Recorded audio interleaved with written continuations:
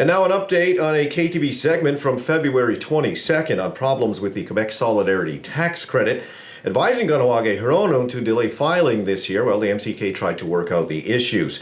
We get the latest right now from Ietsénhaienhs Rhonda Kirby, along with Winona Polson-Lahache, Lloyd, Phillips, and Jean Pommainville from MCK's legal department. So we're getting a lot of calls from community members on how to fill out the forms. We do have people who are on fixed incomes. We have community members on social assistance. So it's really causing a problem. We're trying to find solutions, and we're hoping that in the next couple of weeks we can give a definitive answer. In the meantime, there has been a series of communications between Revenue Quebec and Kahnawake, as well as meeting between Revenue Quebec and Assembly First Nations of Quebec and Labrador to get some clarity around the solidarity tax.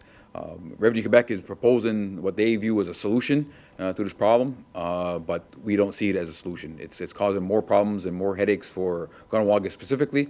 It may have some solutions for other communities, First Nation communities, but it's certainly something that's not going to work for our community.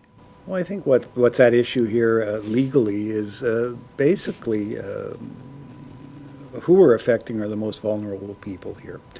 And one of the solutions that Quebec is looking at is basically withholding the tax credit until such time as the individuals from the community can prove that they're entitled.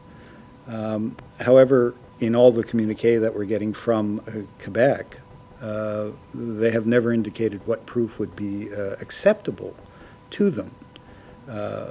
So on the one hand, they're withholding a tax credit. On the other hand, they're not saying what they would accept as proof to ensure that the tax credit is received. So I think there's definitely a legal issue here. On the outside, when people would file their taxes, they would simply just go to their municipality and get any sort of forms they would need it to confirm something like this. Quebec has taken a position where it's treating the MCK like a municipality. It's expecting that the MCK would fill out these forms. It's something that the MCK would never have really ever been responsible for, and all of a sudden there's now an expectation to have to fulfill this, right? The solution that we're trying to find is one where the individuals can still become eligible for their tax credit without having to put, without the MCK having to act as a municipality and allowing that to happen, right? The individuals who are most affected are probably the people in the community that are the most vulnerable, the people who actually need that money at the end of the day.